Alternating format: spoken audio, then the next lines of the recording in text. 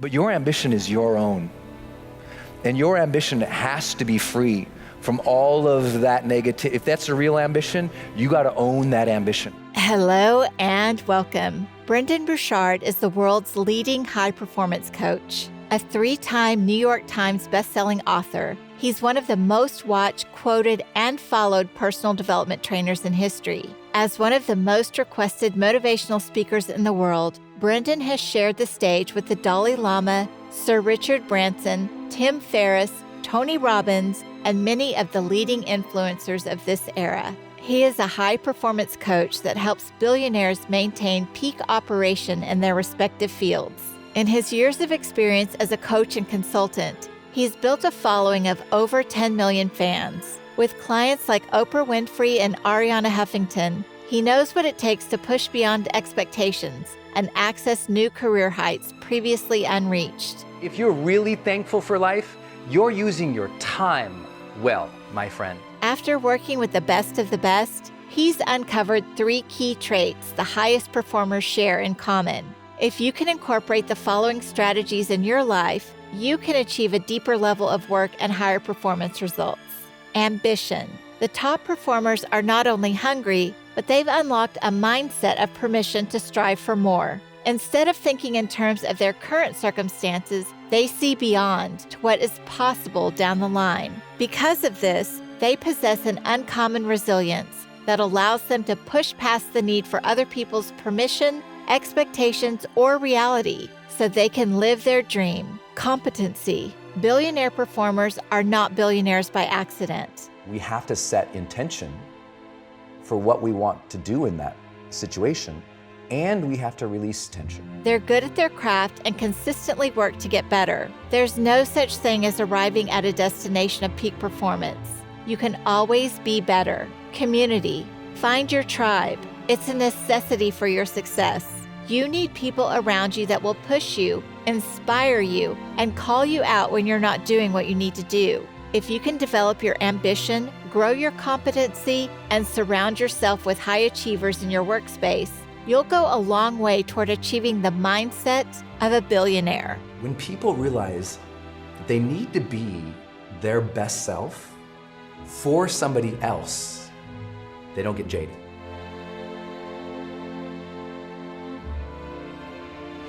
I mean, it was a very physical and very violent place I grew up in, but there wasn't emotional expression. So when I was a 19-year-old kid, I had this car accident, and prior to the car accident, I had been suicidal. And coming out of a breakup with the woman I loved, I lost my identity in that, became suicidal. Had the car accident, and it was just powerful juxtaposition because here I am suicidal, want to take my life, and then I get an accident that says, oh no, I don't want to die. And it forced me to consider how I will evaluate my life at the end of my life. Age of 20, 26, probably 90% of the time, I would lay there and I would see myself on stages, big stages. So I'd lay there and I'd see myself like talking and moving on stage. If you visualize yourself on stage, people are watching now or listening now, if you close your eyes and you see yourself on stage, public speaking, with no podium, no notes, to 10,000 people in an arena, most people will get clammy hands and start sweating if you really see it and think about it and feel it and put yourself there. I did that for 6 years, for 3 to 5 minutes every morning.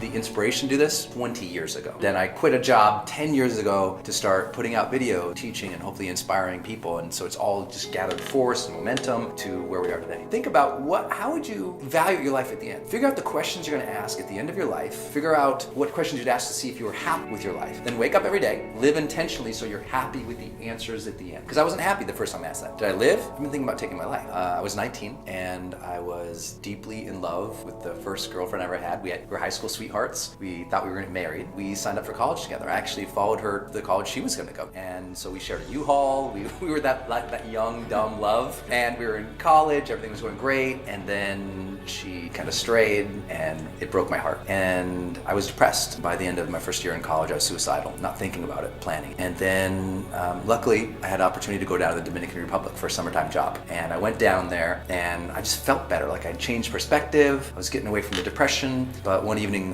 my coworker and I were returning from a client's house. Late at night, we round a corner going 85 miles an hour. And there just wasn't a sign for it because it's a developing country. We round the corner 85 and that was the turning point for me. But what I do have attached attachment to is the mission, and I want to help people achieve their goals faster. I want to help people realize they have a second chance on this planet every day that they wake up. And if you have a second chance every day, that's like evergreen. Every day is your life's golden ticket, you know? You get to choose when you woke up this morning, what's my attitude gonna be, how I'm gonna treat people, what I'm gonna focus on, what I'm gonna make happen, how I feel. Like, we get to choose these things to like an extraordinary extent. So my whole thing is like, hey, you have a second chance. Use that. And this time in your second chance, in your next relationship, in the next job, and the next moment, be more intentional, be more service driven. You know, lead with more heart. You know, make sure you're doing things that bring you meaning. Like, I know that sounds so weird, but like every great thing of my life came from being consistent and congruent, even when it was hard and difficult. Like, I would love to say, well, what I'm most proud of personally is my love with my wife, my contributions, my books, but all those things had this consistency of effort behind them.